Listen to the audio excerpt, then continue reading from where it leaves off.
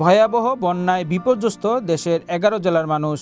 এমন পরিস্থিতিতে বন্যার্তদের পাশে দাঁড়াচ্ছেন শোবিজ তারকারা। এবার বন্যায় আক্রান্ত মানুষের পাশে দাঁড়িয়েছেন ঢালিউডের জনপ্রিয় চিত্রনায়িকা অপু বিশ্বাস।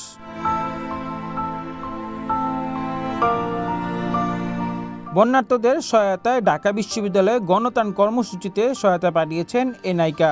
রোববার সন্ধ্যায় ফেসবুক ভেরিফাইড পেজে বন্যার্তদের পাশে দাঁড়ানোর প্রচেষ্টার একটি ভিডিও পোস্ট করেন অপু বিশ্বাস।